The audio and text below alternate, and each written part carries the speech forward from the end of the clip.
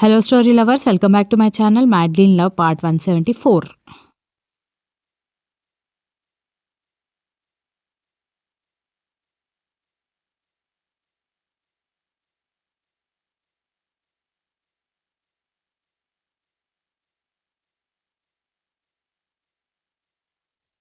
Simple. ఇద్దరు వేరుగా ఉండడానికి ఇష్టపడుతున్నట్టుగా డ్రామా చేస్తున్నారు కాబట్టి దాన్ని మనం నెక్స్ట్ లెవెల్కి తీసుకువెళ్ళాలి అనగానే మురళి అర్థం కానట్టుగా చూస్తుంటే ఏముంది, ఆల్మోస్ట్ వదిన నడుస్తుంది, ఇంకొక 2 డేస్లో ఇంకా పర్ఫెక్ట్గా నడుస్తుంది కూడా.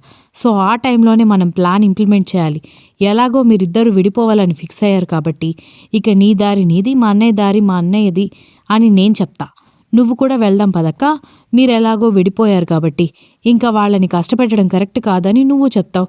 ఆ టైంలో వాళ్ళ రియాక్షన్ ఎలా ఉంటుందో చూద్దాం అని అంది స్నేహ.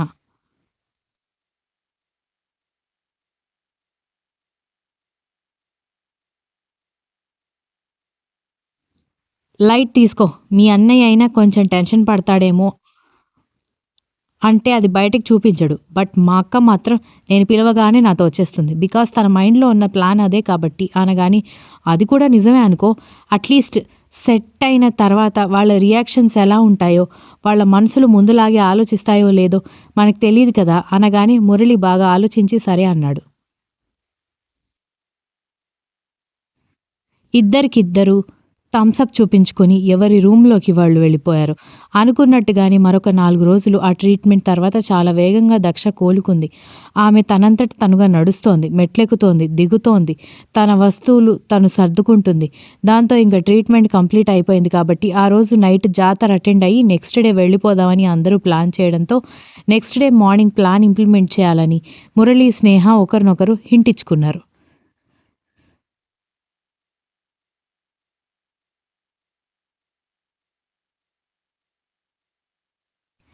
ఏంటి స్నేహ, నువ్వు మా తమ్ముడు ఒకరికొకరు ఏవో సైగలు చేసుకుంటున్నారు. ఇప్పటికే మా చెల్లెలు మీ అన్నయ్య ప్రేమించుకున్న కారణానికి ఫ్యామిలీస్ మధ్య బాగా గొడవలయ్యాయి. మీరిద్దరూ కూడా ఏదైనా షాక్ ఇస్తున్నారా అనగానే అబ్బా అలాంటిదేం లేదొదినా. అన్నయ్యని వదిన్ని టెస్ట్ చేయడానికి మేమిద్దరం ఒక ప్లాన్ చేసుకున్నాం, దాని గురించి మాట్లాడుకుంటున్నాం అనగానే ప్లానా, ఏం ప్లాన్ అని అడిగింది దీక్షిత.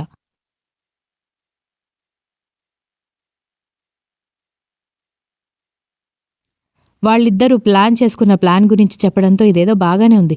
చూడ్డానికి సింపుల్ ప్లాన్ అయినా కూడా వాళ్ళు రియాక్షన్స్ చూడ్డానికి నేను కూడా వెయిట్ చేస్తున్నానని దీక్షిత చెప్పేసరికి నేను కూడా వెయిట్ చేస్తున్నానని పక్క నుంచి విరాట్ పాత సినిమాలో విలన్ చెప్పినట్టుగా పోజ్ ఇస్తూ చెప్పేసరికి మురళి, స్నేహ నవ్వుకున్నారు.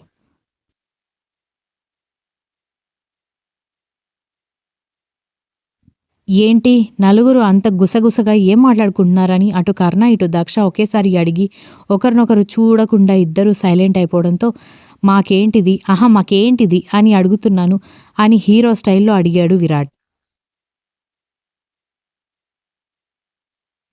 అబ్బబ్బా ఇందాకడి నుంచి చూస్తున్నాను, నీ మూవీ డైలాగ్స్తో చంపేస్తున్నావు. ఇక్కడికొచ్చి ఖాళీగా ఉండి బోర్ కొడుతుందని మూవీస్ చూస్తూ కూర్చున్నావా ఏంటని మురళి అడిగేసరికి చాలా కరెక్ట్గా చెప్పావు. వెళ్ళి అక్కడ ఉంటే అకాడమీ పనులు, యాడ్ షూటింగ్ అని ఏదో ఒక పనులు చేస్తూనే ఉండేవాడు. పాపం ఇక్కడికి వచ్చేసరికి బోర్ కొట్టేసరికి రూమ్లో మూవీస్ చూడటమే పనిగా పెట్టుకున్నాడు అని అంది దీక్షిత.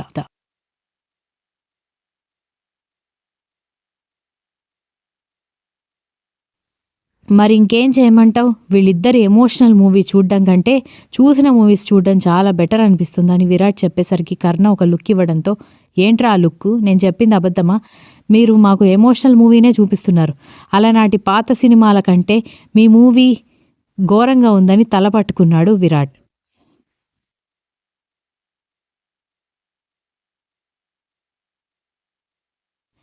ఈ మధ్య నీకు బాగా వాగుడు ఎక్కువైంది, కాస్త నోరు మూసుకో అని కర్ణ తిట్టేసరికి నన్ను నోరు మూసుకోమని చెప్పే బదులు నువ్వే చెవులు మూసుకోవచ్చు కదా అని వెటకారంగా చెప్పడంతో మురళి నవ్వేసరికి కర్ణ బామ్మర్ది వైపు సీరియస్గా చూడడంతో సారీ బావా, కేరళ వచ్చిన తర్వాత విరాట్ బావ సెన్స్ ఆఫ్ హ్యూమర్ బాగా పెరిగింది, అందుకే నవ్వాగట్లేదు అన్నాడు మురళి.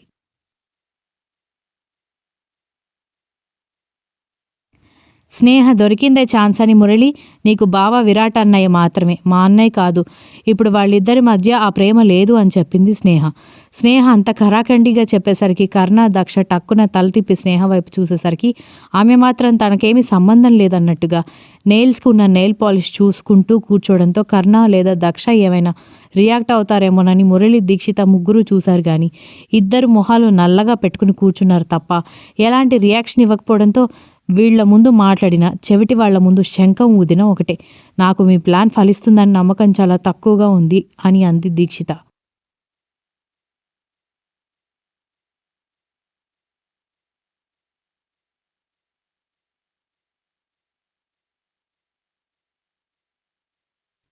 ట్రై చేద్దాం వదిన, పోయేదేముంది అని స్నేహ చెప్పడంతో సరే అని అనుకున్నారు అందరూ.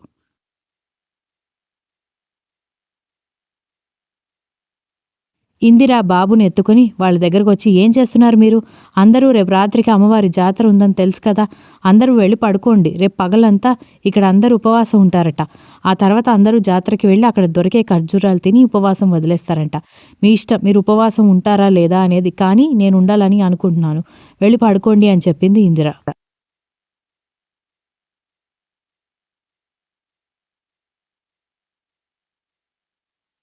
దాంతో అందరూ లేచి వెళ్ళిపోవడానికి సిద్ధపడుతుంటే వెళ్తున్న కర్ణం దగ్గరికి వెళ్ళి మాట్లాడాలని అనిపించింది కానీ ఏం మాట్లాడాలి, ఎలా మాట్లాడాలి, ఏమీ అర్థం కాక దక్ష చాలాసేపు అలాగే కూర్చోవడంతో చాలాసేపు చూసి చూసి దక్ష గదిలోకి రాకపోవడంతో దీక్షిత మళ్ళీ వెతుక్కుంటూ వచ్చి, ఏంటి ఇక్కడే కూర్చున్నావు, చూసి చూసి ఎక్కడికి వెళ్ళిపోయావా అని వెతుక్కుంటూ వచ్చాను అని అంది దీక్షిత.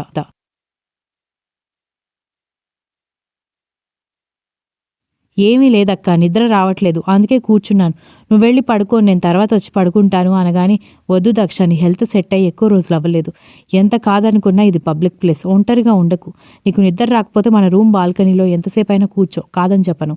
కానీ ఇలా ఒంటరిగా మాత్రం ఉండకని.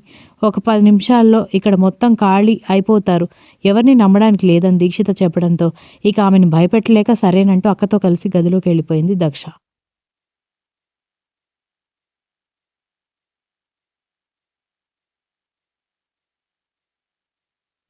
దీక్షిత, బాబు ఇద్దరూ స్పృహ లేకుండా నిద్రపోతుంటే తనకి మాత్రం నిద్ర పట్టకపోవడంతో లేచి బాల్కనీలో నిలబడి నిండు చందమామను చూస్తూ ఉండిపోయింది.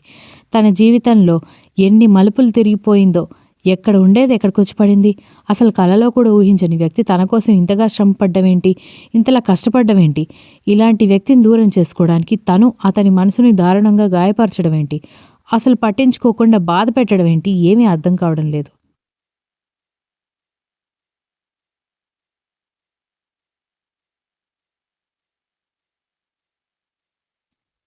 ఒకవైపు మనసు, ఇప్పుడు నువ్వు బాగానే ఉన్నావు కదా, నీ ప్రేమని చేరుకోమని చెప్తోంది. మరొకవైపు మెదడు, కొంచెమైనా బుద్ధుండాలి. అతను నీకోసం కష్టపడుతుంటే నిర్దాక్షిణ్యంగా అతని మనసుని గాయపరిచి మళ్ళీ ఎలా అతని ప్రేమని కోరుకుంటున్నావని నిందిస్తోంది. మనసుకి తెలివికి మధ్యలో జరుగుతున్న సంఘర్షణ తట్టుకోలేక తల పట్టుకుంది దక్ష.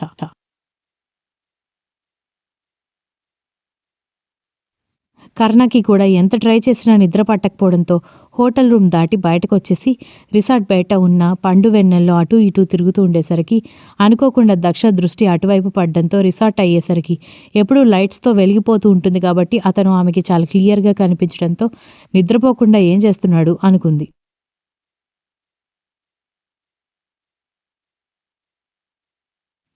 వెళ్ళి మాట్లాడాలా, కానీ వెళ్ళి ఏం మాట్లాడాలి, ఏం మొహం పెట్టుకుని మాట్లాడాలి, ఏం అర్హత ఉందని మాట్లాడాలి, అసలు నువ్వు నాతో ఎందుకు మాట్లాడుతున్నావని ఆయన అడిగితే ఏం సమాధానం చెప్పాలి అనుకుంది దక్ష.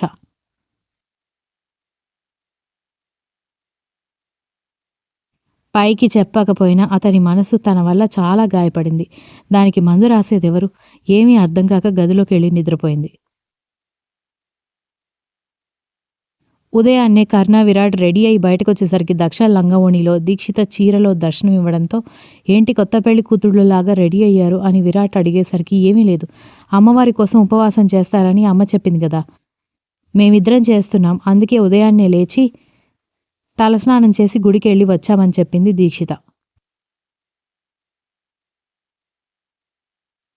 కర్ణ దృష్టి మాటి మాటికి దక్ష వైపుకు వెళ్తూ ఉంటే అతను గదిలోకి వెళ్ళబోతుంటే కర్ణగారు అని దక్ష పిలవడంతో అతని అడుగులు అక్కడే ఆగిపోయాయి. ఆమె నెమ్మదిగా అతని దగ్గరికి వెళ్ళి కుంకుమ అతని నుదుటిన పెట్టి తన చేతిలో ఉన్న కొబ్బరి ముక్క అతని చేతిలో పెట్టి ప్రసాదం అని చెప్పి వెనక్కి వచ్చేసింది. Continuous. If you like the story please like, share, comment and don't forget to subscribe.